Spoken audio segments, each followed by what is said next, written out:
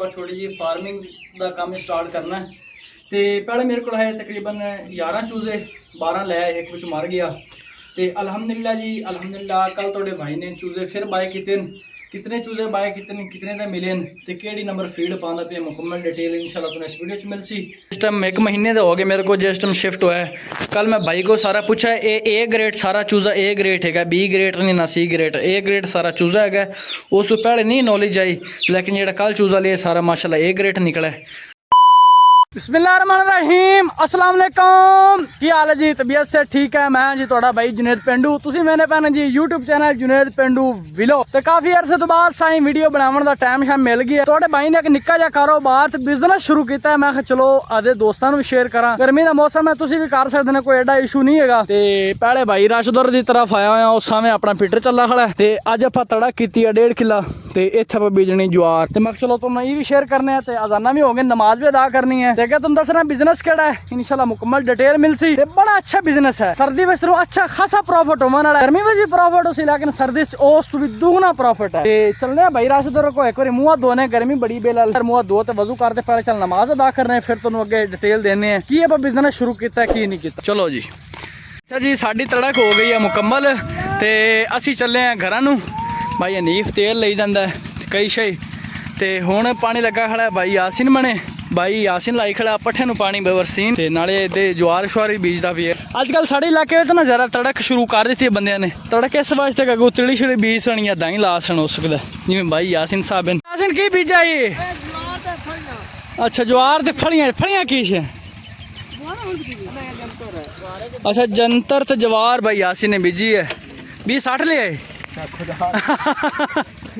मोहम्मद आ मोहम्मद हनीफ तो नहीं कैमरे तो डरदा। हाँ भाई हनीफ आज की काम शाम लगा ने सारे दवा आज रौनी अलग की आपने हो गई है। अच्छा हुन अच्छा बीज सा इंशाल्लाह चारा मज्जा वास्ते मज्जा ठीक हो गया इंशाल्लाह। अब देखा मोहम्मद हनीफ नहीं डरदा कैमरे सामने, तू भाग जाना यार। ये सही है कि गलत है? नहीं सही है, ये आजकल जदीद तरीन टेक्नोलॉजी चलती भी है।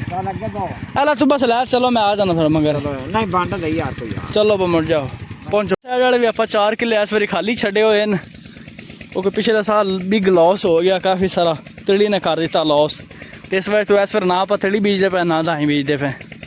तो अपनी लैंड खाली पी बाकी एदे पे तिलियां छड़ियां बजी गई। सिर्फ आप इस वजह तो नहीं मिलनी क्योंकि अपना लॉस हो गया, तिड़ी का रेट नहीं है होंदा, नुकसान काफ़ी।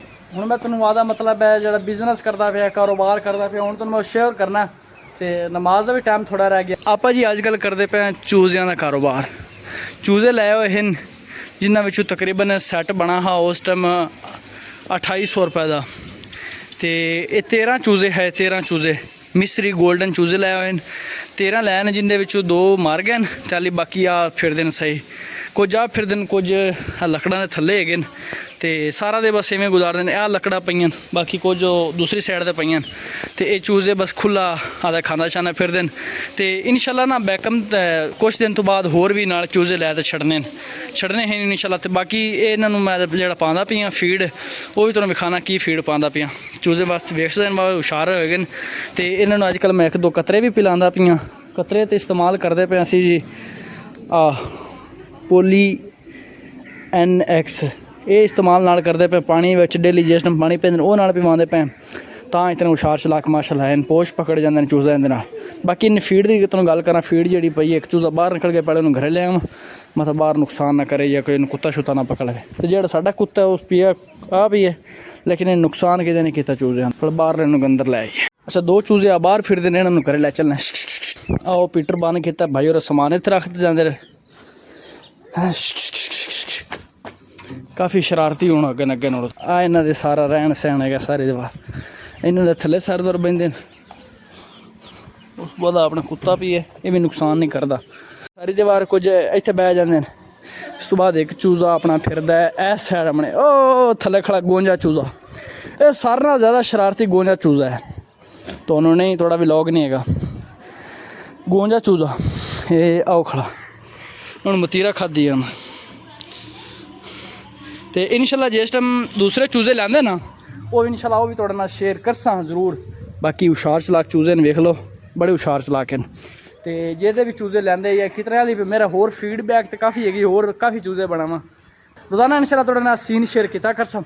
बाकी ये निक्का जिहा कारोबार आ ਬਿਜ਼ਨਸ ਆ ਮੇਰਾ ਤੇ ਇਨਸ਼ਾਅੱਲਾ ਮਜ਼ੀਦ ਤੁਹਾਨੂੰ ਇਹਦੇ ਬਾਰੇ ਅਪਡੇਟ ਮਿਲ ਸਨ ਚੈਨਲ ਤੇ ਰੋਜ਼ਾਨਾ ਹੁਣ ਵੀਡੀਓ ਮਿਲ ਡੱਬਾ ਇਹਨਾਂ ਦਾ ਪਾਣੀ ਸ਼ਾਣੀ ਪੀਵਣ ਵਾਲਾ ਇਹਦੇ 'ਚ ਅੱਗੇ ਮੈਂ ਪੈਨੋਡਾਲ ਦੀ ਇੱਕ ਗੋਲੀ ਪੀਸੀ ਪਾਈ ਹੋਏਗੀ ਹੈ ਨਾਲ ਕੋਈ ਬਰੂਫਨ ਦਾ ਸ਼ਰਬਤ ਇਸਤੇਮਾਲ ਕਰਦਾ ਪਿਆ ਮਜ਼ੀਦ ਇਸ ਰੱਖ ਦੇਣ ਪੀ ਲਸਣ ਕਿਉਂਕਿ ਇਹਨੇ ਦਵਾਈ ਪਾਈ ਹੋਈ ਹੈ ਬਾਕੀ ਆ ਚੂਜ਼ੇ ਹੁਣ ਪਾਣੀ ਪੀਂਦੇ ਪਏ ਮਾਸ਼ਾਅੱਲਾ ਆ ਪਈ ਹੈ ਮਾਸ਼ਾਅੱਲਾ ਜੀ ਚੂਜ਼ਿਆਂ ਦੀ ਸ਼ੀੜ ਆ ਸਾਰੇ ਥੱਲੇ ਚੂਜ਼ਿਆਂ ਦੀ ਸ਼ੀੜ ਤੇ ਲੱਗੇ ਪੈਣ ਵੇਨੇ ਪੈਣੇ ਤੁਸੀਂ The next day. अस्सलाम वालेकुम जी अपना पिछले व्लॉग में तज़किरा चलता होया कि आप छोटी जी फार्मिंग का काम स्टार्ट करना है तो पहले मेरे को है तकरीबन 11 चूजे 12 लै एक विच मर गया तो अल्हम्दुलिल्लाह जी अल्हम्दुलिल्लाह कल थोड़े भाई ने चूजे फिर बाय कितने चूजे बाय कितने दे मिले तो केड़ी नंबर फीड पाना पे मुकम्मल डिटेल इंशाल्लाह तुहानू इस वीडियो मिल सी बाकी तो मैं पिछली वीडियो इस वीडियो नाल ही एडिट करता पिया फीड भी तुहानू दिखाई मेरे को फीड काफ़ी पी इंशाल्लाह चूजा होर भी पास छोटा जिहा फार्म है तुम चार शुरू करते सारा नज़र आना भी यह सारा ओपन एरिया है हवा शवा खुली मिलती है तो जो साडा दरवाजे का जुगाड़ है दरवाज़ा दिखाओ कैमरामैन सब जो साडा दरवाज़ा लगा खड़ा देसी जुगाड़ वास्ते कोई ड्रम लाया हुआ है इंशाल्लाह ये भी सैटिंग करसा है तो हूँ तुम उसमें चूज़ा भी खाना आ मेरे हैं जी चूज़े कैमरामैन सब नेड़े लै जाओ ये चूज़े इंशाल्लाह कल जो असीं बाय किए 13 कल बाय किए 11 अगे है